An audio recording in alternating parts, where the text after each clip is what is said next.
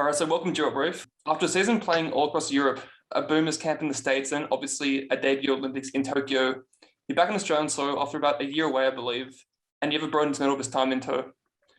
So I'm not sure if you'll be able to, but can you just try and articulate the feeling of being an Olympic medalist and being part of this historic Boomers group? It's just a privilege, to be in the position where I'm at today. It's a big privilege and an honor, to be able to represent not only your country, but all the kids around Australia, African Australian kids, to be able to show them that, they can achieve anything here in Australia. They just put in the hard work and dedication, and just like that medal is not only like for me and to be happy about, but it's just really for the country and for this basketball all over Australia, and just for the kids out there, just to know that they can achieve anything they really want. I'm glad you touched on the African sort of connection, because obviously you were born in what's now South Sudan. You came to Australia, I think, as a child, like 8 or 9 years old, I believe. And Right. obviously you're part of a wave of South Sudanese Australian talent. You have the Makers, so many different people from that South Sudanese origins popping up and being a massive part of Australian basketball. So Right. as you said, so what does it sort of mean for you to be leading that new wave on the Olympic level, at least? Man, this is an honor, it's like at the same time you want to set a good example for the kids to follow, but at the same time you just want them to understand that it takes a lot of hard work just to get, just to be able to have that opportunity too. And once you get the opportunity, you always just got to be ready. So I felt like I've always just stayed ready for my opportunity, just always just been waiting. And I just had the cards just played right to my side. And I just feel like this is only the beginning, there's a lot of kids, especially the African Australian kids coming up right now. And I feel like they got a bright future ahead of them. And there's going to be a lot of opportunities coming out for them. So they just got to stay ready and just be ready for it. I want to track back a little bit to the Boomers camp in the US, of course, because you just come off a season winning the ABA League, Serbian League, and Serbian Cup. Firstly, when did you find out that you'd be going to your first Olympics? Like, what was that moment sort of like? And what did it mean for you and your family? When I found out, I was in the road, we were in the road in a EuroLeague game. And Gorge gave me a call, just letting me know about it. And it was just overwhelming, And you see the list, the guys that were on the team too.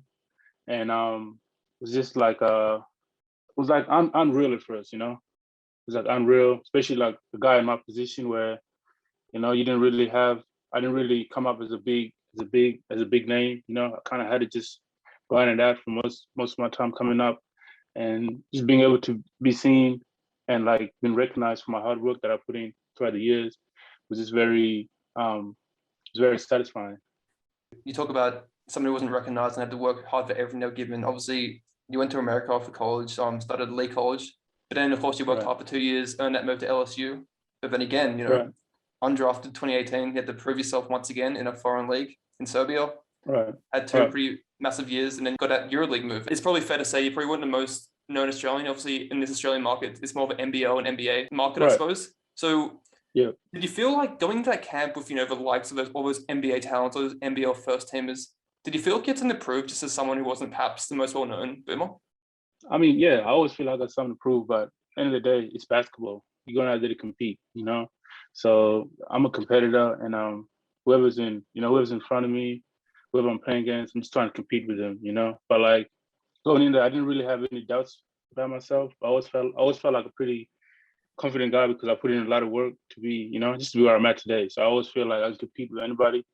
But then obviously, like if it doesn't go my way, it's not gonna stop anything. There's always the next time, and just keep working. Just try to see the bigger picture.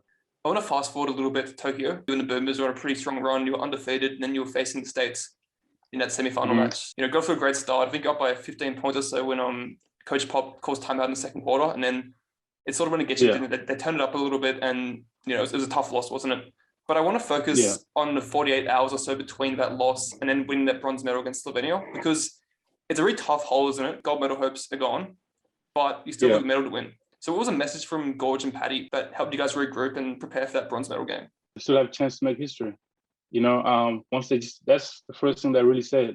Once we got back in the locker room, just keep our heads up and we have a chance to make history here. And and get a medal, and which has never been done before in Australian basketball history. So that really just got the guys just motivated, to get ready for that next game and just forget about what happened today. And we knew we were very close, but we see that, we're heading to the right path. So all that mattered was just shake back and get ready for the next game. As a 7-footer, I have to ask you, was there any parts of the build that you found not easy to walk by, or anything that was a bit inconvenient for you? I would say the beds were very inconvenient, and our bathroom was very inconvenient. The roof was on our bathroom was very, very, very short, and some of us had to tilt our heads just to fit in sometimes. Okay. So yeah, that's very inconvenient. Did you have a roommate in your room? Nah, we all had our own rooms. Oh, okay, cool. So but we stayed in the same like we had an apartment, so like we had 4 guys staying in one apartment.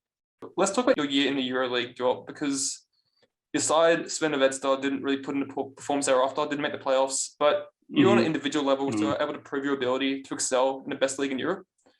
I want to dial in today on 2 big moments from your season in the EuroLeague. You had that game-winning block against Mike James and CSKA Moscow, and then you had that all-round performance as a starter in a win against Real Madrid. You had that big block on Eddie Tavares, turned the table on him really because he's a massive shot blocker, and those couple 3-pointers just showing you can really contribute on all around the game really. So yeah, I know you said that you're not phased and you always just compete no matter what, but those 2 games must have given you a lot of confidence. Say to yourself, I can hang with these guys, best in Europe, no problems. Yeah, no, definitely. Just being able to have a good couple of games yearly just gives you that, that confidence that you're able to compete with them, like you said. But at the same time, if you understand like the work that you put in and the amount of like time that went in, you would, you kind of start expecting stuff like that start happening soon. But like obviously, you got to be patient and just if it doesn't happen today, you just got to be patient and just keep working, and hopefully that eventually it will start happening. Before getting to Sven Vedstad making that EuroLeague debut, he had 2 seasons with FMP, the sort of smaller side in Belgrade. Moving there from college, did you sort of feel like you could definitely compete at that EuroLeague level and it was just a matter of time? Or what was your sort of process going to Serbia firstly and then the next seasons after that? Did you think, all right, I'm going to have a year FMP, 2 years, and then move on to a bigger stage? Or what was your just thinking going into that whole experience? So I'm coming out of college because I knew that I just, I haven't played basketball for that long. Started pretty late. So I just knew that coming out of college, I still need to work on my game. I still need a lot of development. So I felt like FMP was probably one of the best places that can help with development, just from what I heard from people that I know. And so like first of all, going to Europe like was kind of a culture shock for me, because I wasn't really used to just that European lifestyle and just European kind of basketball. And at the same time, going to FMP was kind of just very different. It took me a while to adjust to, especially coming from college, like especially school like LSU, where you're going to basically a whole new environment now. It was kind of tough my first few months. Just adjusting to the basketball, adjusting to the culture, new language, new people. So the first few months was kind of tough, but I've always had the ambition, to maybe one day play at a higher level. So obviously I felt like FMP was really a great foundation for me to start playing.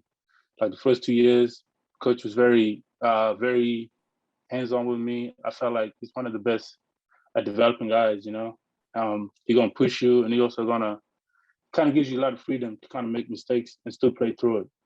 So I felt like I had a lot of good development, like for myself to be where I'm at today.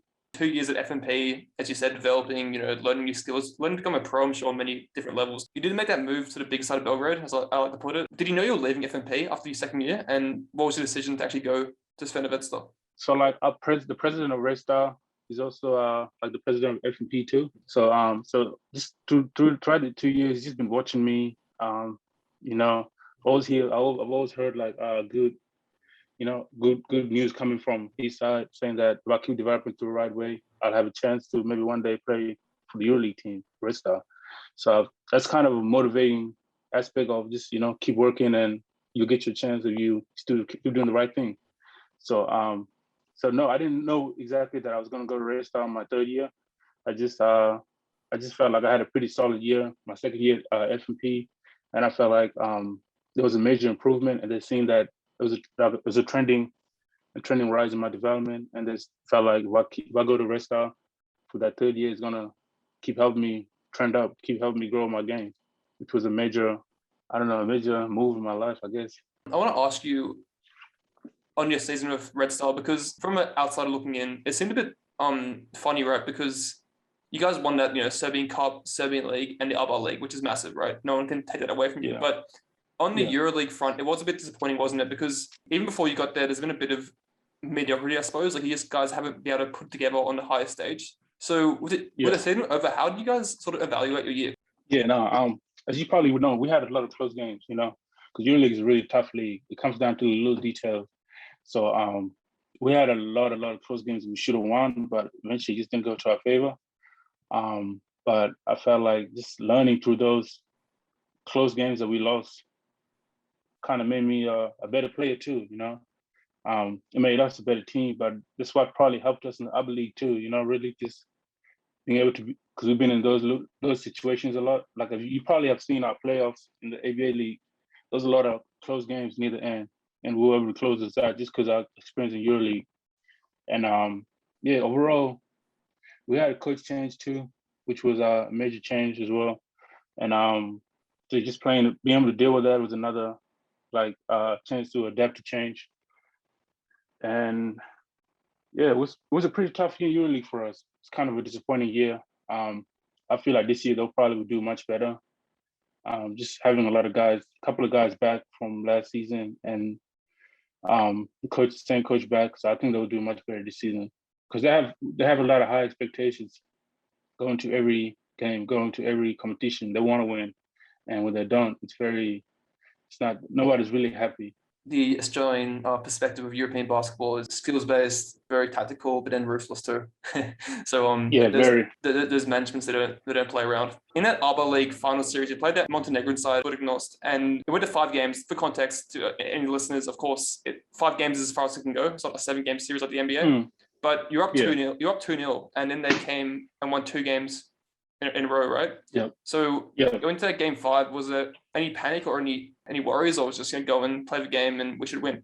Nah, there's no panic, to be honest, because we felt like we just had to come and do what we're supposed to do. We're playing at home too, so we had the home court advantage, and we knew that to beat us at home is not going to be very easy. And we had some fans that game too. Well, we had a lot of fans that game, and to play in our arena is one of the hardest places to play in all of Europe.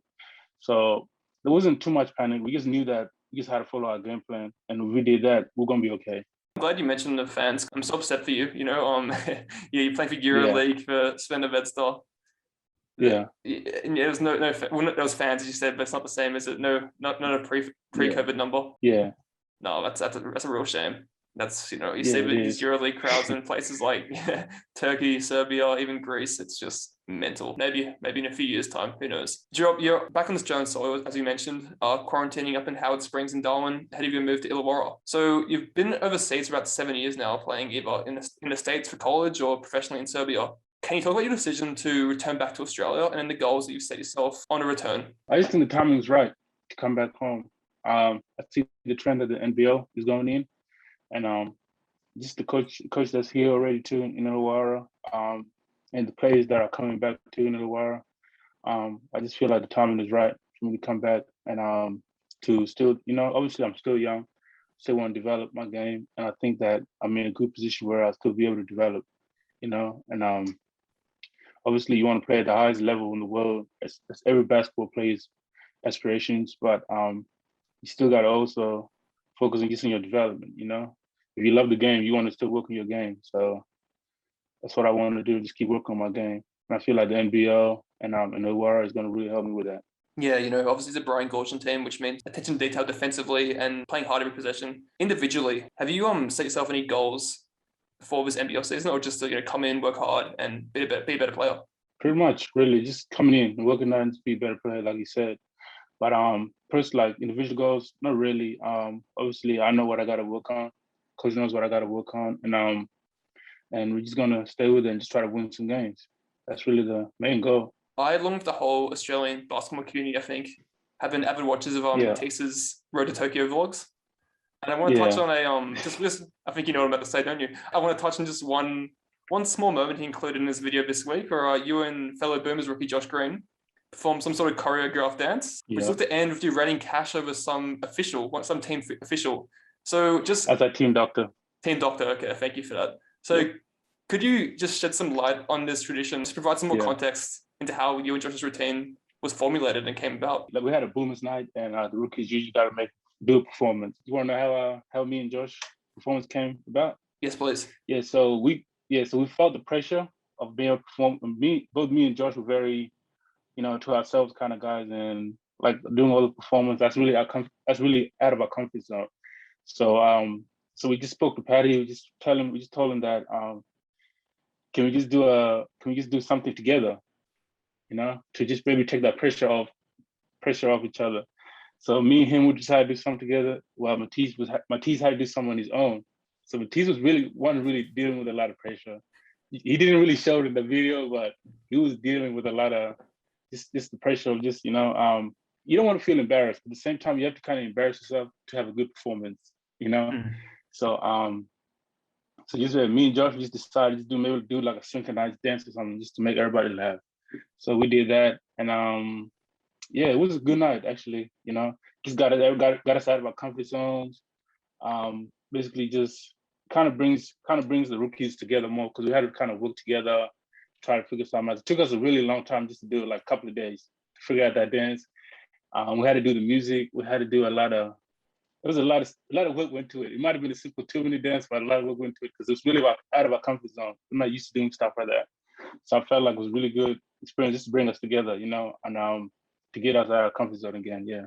I'm sure you would have played against and with all these different boomers maybe in some points in your career, or maybe not at all. Yeah. But do you think that's important for you to sort of be a bit vulnerable and show the group a lighter side of you? I think that's probably one of the biggest like benefits of that rookie night was to be able to just see that different side of everybody, and it was just nice to see everybody just laughing and just being themselves, but at the same time, when it comes on the court, it just brings us even closer. I felt like this is one of the closest groups that I've been a part of in a basketball team, even though we're just together for a couple of weeks, not maybe a month and a half, was it? Yeah, since training camp and the Tokyo trip. So just a month and a half. But like I felt like we've been together for like years, Like the guys like this, especially like with the rookie guys, the younger guys, we built a really good connections while we were over there. Even with the older guys too, everybody was just gelled together really well. And I feel like a lot of credit goes to the older guys that built that foundation, This is that boomers culture. This I always believed in like having a team culture, all that stuff. But when you really experience it firsthand on a real tradition, real culture, this is an amazing feeling. Like you're always just gonna be, you could like you also feel like part of the team, just part of the guys, no matter what. If that makes sense. I don't know. No, 100% makes sense. I hope it makes sense. Yeah, I remember Joe speaking about this about 7 years ago. I saw when he was playing with Maccabi in Israel, and he said, for the 12 months or whatever, you'd be playing a random bunch of guys, right? And then you come back for the boomers and you're like, this is fantastic, I can get a play with my mates. And hopefully the torch is going to be pushed to you guys now because, you're 25 years old. You still, ideally have a few more Olympics in you. So you're going to be leading that one soon. I hope so. No, that sounds awesome. Yeah, again, thanks for your time, mate. Really appreciate it. I've really enjoyed speaking to you and speaking about your experiences. Appreciate you, man. Appreciate you for always writing good about me. It's all good, man. All right, cheers. Yeah. Cheers. Have a good one.